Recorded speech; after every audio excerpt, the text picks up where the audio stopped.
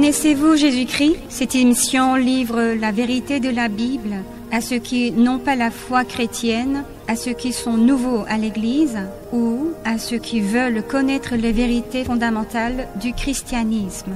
Cette émission est menée par Sangdin Lee, pasteur de l'Église coréenne et missionnaire de CCMF, Communauté coréenne des missions pour la francophonie au Bénin. Et je suis Unzi Bak, missionnaire de PCKWM, Mission mondiale de l'Église presbytérienne de Corée et de CCMF au Bénin.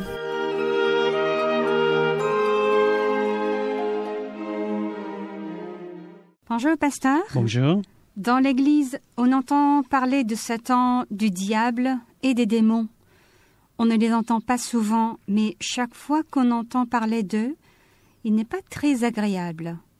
Parfois, c'est un peu effrayant. Des fois, je me demande si ce n'est pas de pratiques superstitieuses lorsque je mentionne Satan, le diable et les démons. Je vous comprends. C'est parce que Satan n'est pas un être qui donne la joie et le bonheur aux êtres humains. De plus, beaucoup de gens ont peur de Satan et des démons, parce qu'ils pensent à tort que Satan et les démons sont des êtres effrayants. Je pense que la plupart du temps, beaucoup de gens veulent entendre la bénédiction dans l'Église. Ils cherchent à entendre comment recevoir la bénédiction et apprendre le secret de la bénédiction. Mais ils ne sont pas intéressés par des histoires lourdes et sombres qui racontent Satan, le diable et les démons. Cependant, les chrétiens doivent connaître Satan, le diable et les démons. La Bible nous apprend sur les trois existences. Premièrement, le Dieu. Deuxièmement, les hommes. Et troisièmement, Satan. Dans la Bible, il y a les paroles de Dieu et les paroles des hommes, mais il y a aussi les paroles prononcées par Satan. Je suppose que de nombreuses personnes croient qu'il n'y a que les paroles de Dieu dans la Bible. Quelles sont les choses que Satan a dites dans la Bible? Connaissez-vous par quel livre la Bible commence-t-elle? Elle commence par la Genèse. Dans la Genèse, il y a l'histoire de chute d'Adam et Ève. Celui qui les a séduits et a tenté de les faire tomber était Satan. La Genèse nous montre les paroles de Satan pour séduire Adam et Ève. Dans le livre de Job, les paroles que Satan a dites devant Dieu ont été écrites. Surtout, vous connaissez les paroles de Satan écrites dans les évangiles lorsqu'il tentait Jésus. En plus de cela, les paroles prononcées par Satan et les démons ont été rapportées dans la Bible. Ainsi, Satan et les démons apparaissent dans la Bible et leurs paroles y ont été rapportées. Il y a également les paroles qui expliquent leur existence, mais beaucoup de gens nient l'existence de Satan et des démons. Même s'ils reconnaissent leur existence, ils comprennent mal leur identité. Puisqu'ils ne les connaissent pas, ils sont dans l'erreur et se laissent tromper par eux. L'apôtre Paul a dit dans 2 Corinthiens 11, verset 14, « Satan lui-même se déguise en ange de lumière. » Dans le dernier épisode, j'ai donné un passage où Jésus a parlé de la résurrection. Dans Matthieu 22, 29, Jésus a dit ainsi, « Vous êtes dans l'erreur, parce que vous ne comprenez ni les Écritures, ni la puissance de Dieu. » Si nous ne connaissons pas correctement la Bible, nous ne pouvons pas connaître ni Dieu, ni les hommes, ni Satan, même qui est notre ennemi. Ainsi, nous serons dans l'erreur. Puisque nous ne connaissons pas Satan, il continue de nous tromper et nous nous laissons tromper par lui. C'est-à-dire, il continue de nous séduire à notre insu. En Orient, il y a un proverbe qui dit « Si vous connaissez votre ennemi et vous connaissez vous-même, vous êtes invincible. » Il est important de connaître d'abord qui est mon ennemi et mon adversaire que je dois combattre. Car il est impossible de combattre l'ennemi sans vraiment le connaître. Pour savoir si j'ai la capacité de le combattre et si je suis prêt ou non, il faut que je connaisse mon ennemi. Car si je commence à combattre mon ennemi sans bien l'identifier, je perdrai toujours le combat. En revanche, si j'ai bien identifié mon ennemi et que je suis prêt pour le combat, je gagnerai certainement le combat. De même, il est écrit dans la Bible, « Résistez au diable ». Mais si nous ne connaissons pas vraiment qui est le diable, nous serons vaincus dans la lutte contre lui. Je suis persuadée qu'aucun d'entre nos auditeurs ne veut être vaincu par le diable. J'espère que notre émission vous aide à connaître correctement qui sont Satan, le diable et les démons, afin de gagner certainement le combat spirituel. Tout d'abord, je vous explique le nom de Satan, du diable et des démons. Satan et le diable sont le même être, mais celui-ci porte le nom différent selon son caractère. Satan est un mot hébreu qui signifie s'opposer, résister. Satan est un être qui s'oppose et résiste à Dieu. Le diable vient du mot grec diabolos qui signifie blasphémateur, calomniateur, déformateur, rapporteur et accusateur. Quand on utilise les mots Satan et le diable, on les dit au singulier, non au pluriel. Satan et le diable ne sont pas des noms, mais juste les mots qui décrivent les caractéristiques de l'être. Pasteur, Oui. Si c'est le cas, quel est le vrai nom de Satan ou du diable? Personne ne peut le connaître parce que son vrai nom n'est pas écrit dans la Bible. On ne peut pas savoir non plus si Dieu a donné un nom à l'être lorsqu'il l'a créé, car cela n'est pas écrit dans la Bible. Alors, est-ce que Dieu a créé Satan? Votre question touche la partie que j'ai abordée un peu lorsque nous avons traité le thème « Si Dieu existe, pourquoi le mal existe-t-il » J'essaie de vous résumer le contenu de cet épisode-là. Dieu n'a pas créé le diable.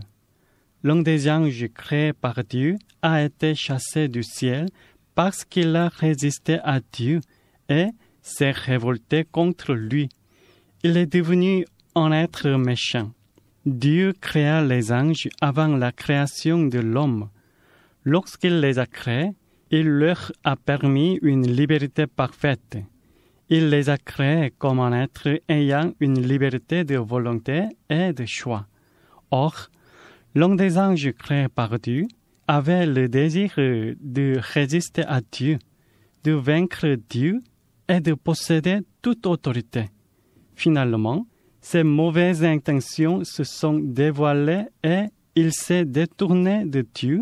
Il a tourné le dos à Dieu et l'a trahi. Ésaïe 14 et Ézéchiel 28 peuvent vous apprendre ces histoires. Ce passage raconte le roi Babylone et le roi de Tyr.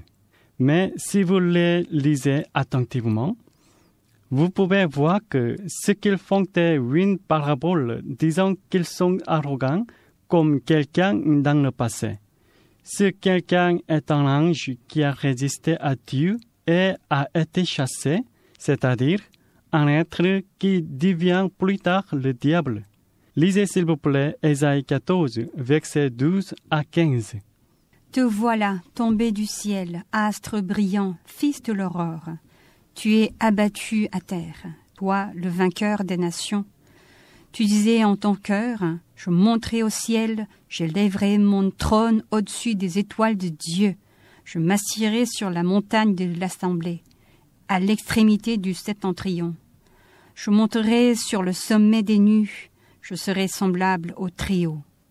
Mais tu as été précipité dans le séjour des morts, dans les profondeurs de la fosse. La Bible catholique et certaines Bibles anglaises emploient Lucifer pour désigner le fils de l'aurore. Cela a amené plusieurs savants à croire que le nom originel de Satan est Lucifer. Le mot Lucifer signifie Vénus en latin. Lors de la traduction de la Bible latine en anglais, on a préféré le garder parce qu'il n'y a pas de mot qu'il faut pour le traduire. Si vous dites que Lucifer est le nom de Satan pour cette raison, c'est pareil que vous dites Vénus est Satan. D'ailleurs, lorsque vous dites Vénus, le fils de l'aurore, deux problèmes peuvent être soulevés. Premièrement, certains pays voient Vénus le matin et d'autres la voient le soir. C'est pourquoi, si on traduit comme Vénus, le fils de l'aurore, certains pays auront du mal à le comprendre. Deuxièmement, Vénus est le mot féminin.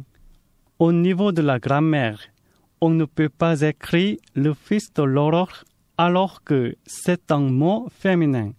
C'est pour cette raison que l'on a gardé le mot latin Lucifer à la place de Vénus. Veuillez lire Ézéchiel 28, versets 12 à 19. Fils de l'homme, prononce une complainte sur le roi de Tyr. Tu lui diras, ainsi parle le Seigneur l'Éternel. Tu mettais le sceau à la perfection.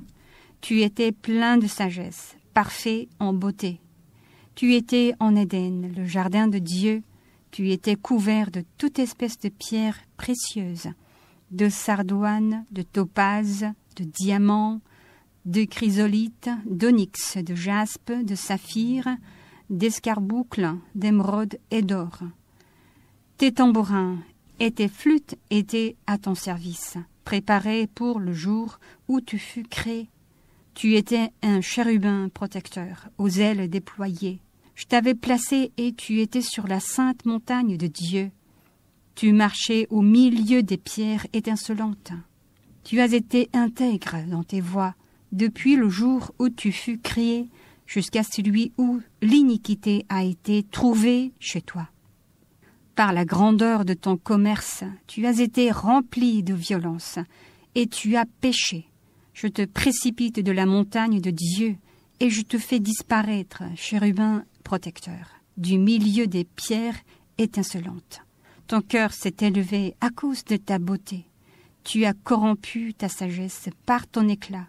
Je te jette par terre. Je te livre en spectacle au roi.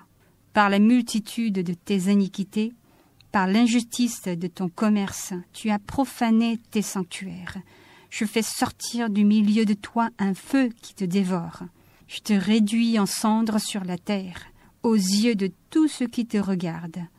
Tous ceux qui te connaissent parmi les peuples sont dans la stupeur à cause de toi. Tu es réduit au néant. Tu ne seras plus à jamais. Tyr est un pays qui correspond désormais au Liban. Ce pays russe occupait la région de Phénicie. Le mot Phénicie peut être traduit phoenix en grec. Ce dernier mot signifie également la conque. Dans la région phénicienne, la coquille de conque était utilisée pour teindre les tissus. Comme on extrait les substances de teinture d'une telle petite coquille, les tissus teints de ces substances étaient très chers. D'ailleurs, la couleur de tissu teint était tellement belle qu'on a fixé à un prix très élevé. Tyr était très connu de ses commerces. Il était un pays russe où le luxe, le plaisir et le péché se multipliaient. Le roi de Tyr se mettait toujours en tête pour ses affaires. Comme il vivait dans le luxe et profitait de beaucoup de choses avec beaucoup d'argent, il est devenu arrogant et il s'est trompé au point qu'il peut tout faire et tout avoir. Dans ce passage, le roi de Tyr est comparé à un ange créé par Dieu autrefois. Cet ange avait la beauté et la sagesse accordées par Dieu, mais il s'est révolté contre Dieu par la sagesse et il est devenu orgueilleux par sa beauté. Finalement, Dieu l'a chassé devant sa face pour le faire tomber sur la terre. Il a été chassé à cause de son orgueil et de sa révolte contre Dieu. Cependant, il a fait pénétrer ses idées et ses attitudes orgueilleuses et révoltantes dans l'esprit d'Adam et Ève. C'est pourquoi Adam et Ève ont mangé le fruit défendu pour devenir comme Dieu. Pasteur, que pourriez-vous nous expliquer sur les démons?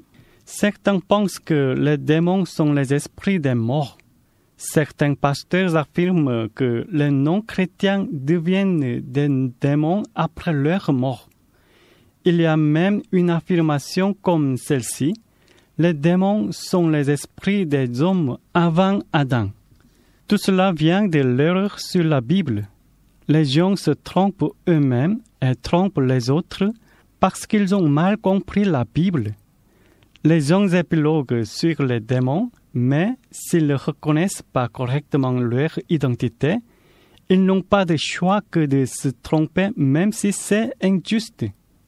Il est très important de connaître exactement un tel problème spirituel. Il ne faut pas aller voir ni un philosophe, ni un devin, ni un astrologue pour résoudre ce problème. Le monde spirituel et les problèmes concernés sont différents de notre monde visible et il ne faut pas se précipiter à en juger ou en croire. Vous devez donc écouter les paroles des pasteurs et des théologiens qui ont étudié la théologie de manière correcte. Même le pasteur et le théologien peuvent être trompés par le diable et tromper ensuite les autres s'ils ne lisent pas et n'interprètent pas la Bible de manière correcte. Comme le cas de Satan, l'origine et l'identité des démons ne sont pas rapportées précisément dans la Bible. Tout de même, nous pouvons identifier prudemment les démons dans les 3 passages suivants. Lisez s'il vous plaît 2 Pierre 2, verset 4 et Jude 1, verset 6.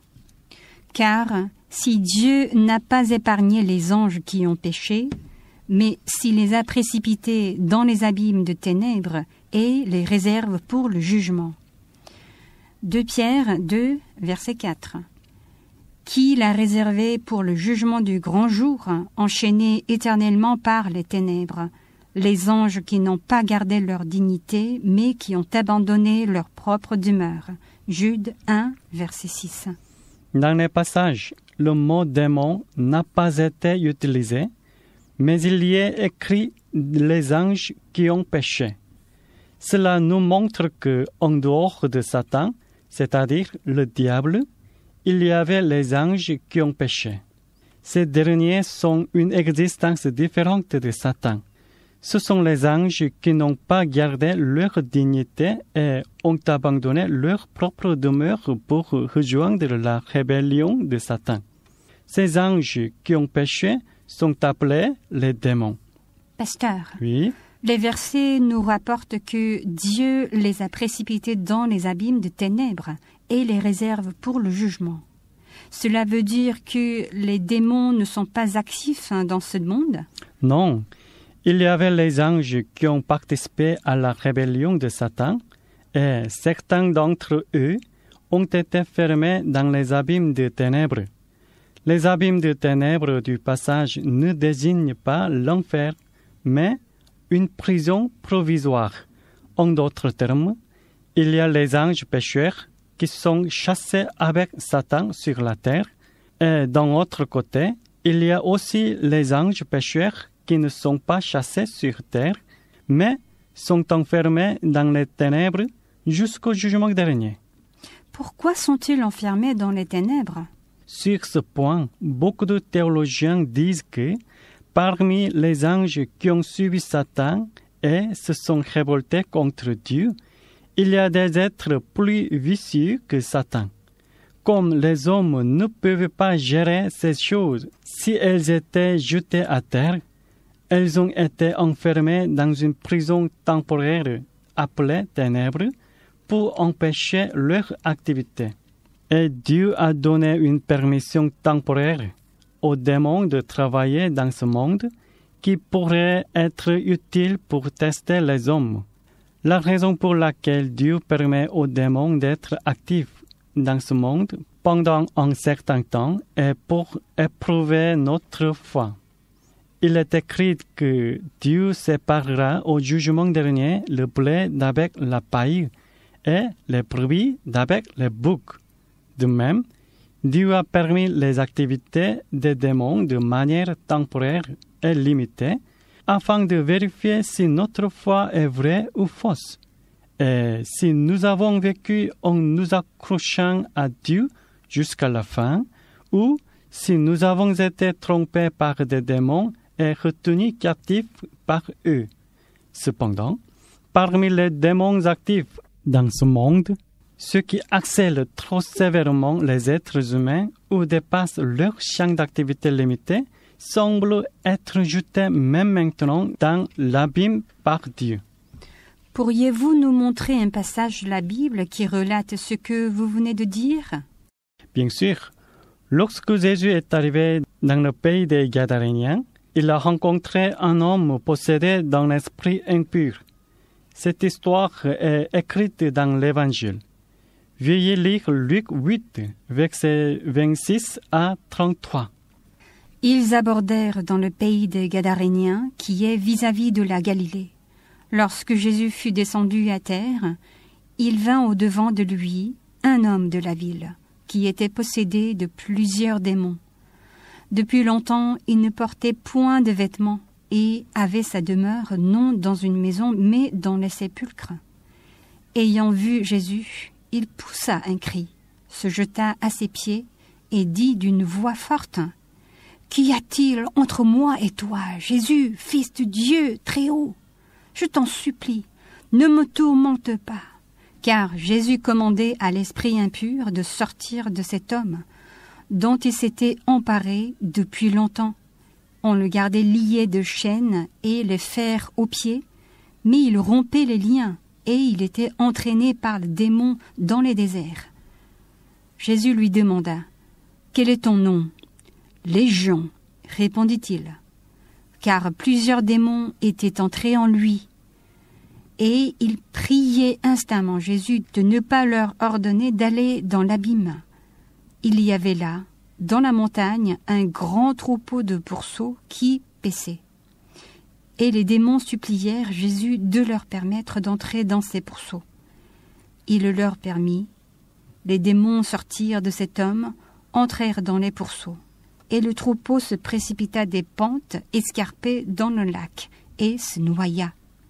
Dans ce passage, plusieurs démons priaient instamment Jésus: « S'il vous plaît, ne nous ordonne pas d'aller dans l'abîme. » Ils le disent ainsi parce que Jésus peut envoyer les démons dans l'abîme pour les enfermer.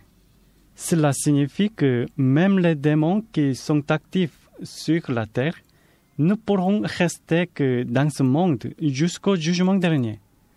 Comme je vous l'ai expliqué précédemment, les démons qui accèlent trop les êtres humains et qui dépassent leur champ d'activité limité seront jetés n'importe quand dans l'abîme par Dieu. La Bible nous dit également ce qui suit.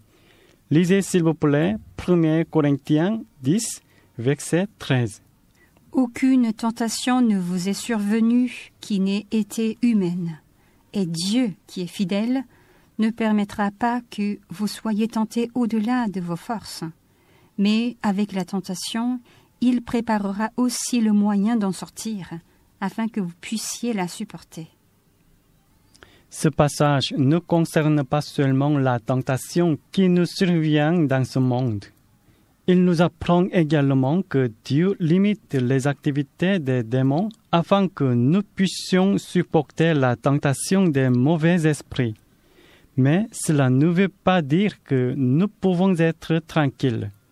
Satan et les démons continuent de nous tenter, de nous tromper pour nous éloigner de Dieu. J'ai essayé de réfléchir à ce que vous avez dit jusqu'à présent, et j'ai réalisé que ce sont Satan et les démons qui nous tentent et séduisent. J'ai cru que c'était Dieu qui nous tentait pour tester notre foi. Il est vrai que Dieu nous teste afin de vérifier certainement si notre foi est vraie ou fausse. Il nous éprouve par Satan et les démons. Ils sont l'instrument du test. Dieu ne tente pas, ni ne séduit pas les êtres humains. Je vous demande de lire Jacques 1, 12 à 15 et 12 Thessaloniciens, chapitre 2, versets 9 à 12. Heureux l'homme qui supporte patiemment la tentation, car, après avoir été éprouvé, il recevra la couronne de vie que le Seigneur a promise à ceux qui l'aiment. Que personne, lorsqu'il est tenté, ne dise « c'est Dieu qui me tente », car Dieu ne peut être tenté par le mal, et il ne tente lui-même personne. Mais chacun est tenté quand il est attiré et amorcé par sa propre convoitise.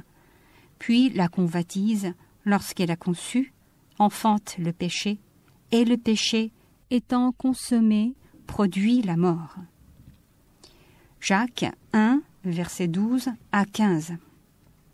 L'apparition de cet impie se fera par la puissance de Satan, avec toutes sortes de miracles, de signes et de prodiges mensongers, et avec toutes les séductions de l'iniquité pour ceux qui périssent parce qu'ils n'ont pas reçu l'amour de la vérité pour être sauvés.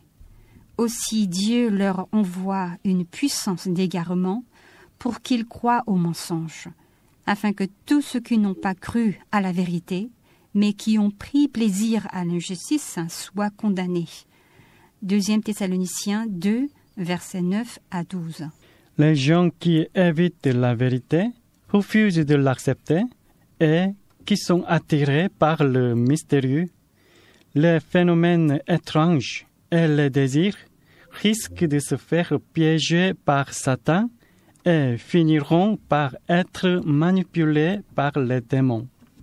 Ils commettront des péchés par la convoitise et ensuite arriveront à la mort éternelle. Au jugement dernier, Dieu demandera des comptes non seulement à Satan et aux démons qui ont séduit et ont trompé les êtres humains, mais aussi aux gens qui se sont laissés tenter par eux. Nous avons la liberté de ne pas choisir la tentation du diable, mais Dieu nous demandera des comptes et nous jugera certainement à cause de la liberté avec laquelle nous avons choisi la tentation. Pasteur, Oui. Alors, quel est le nombre de démons qui séduisent les gens avec Satan? Je suis vraiment curieuse de savoir combien d'anges sont tombés, que certains d'entre eux travaillent comme démons et tentent beaucoup de gens dans ce monde, et d'autres sont enfermés dans l'abîme. La réponse à cette question se trouve dans l'Apocalypse. Il est nécessaire de fournir une explication plus détaillée. Je me prépare à aborder le thème concernant les activités de Satan et des démons pour le prochain épisode, et je pourrai vous répondre. D'ailleurs, j'ai dit qu'il y a 3 passages de la Bible qui nous montrent l'origine et l'identité de Satan et des démons. J'ai cité 2 d'entre eux et il reste un passage. Je vous dirai également ce passage dans le prochain épisode. D'accord. J'attends le thème du prochain épisode. Connaissez-vous Jésus-Christ? Aujourd'hui, nous avons traité le thème « L'identité de Satan et des démons ». On se retrouve au prochain épisode. Pasteur, merci. Merci.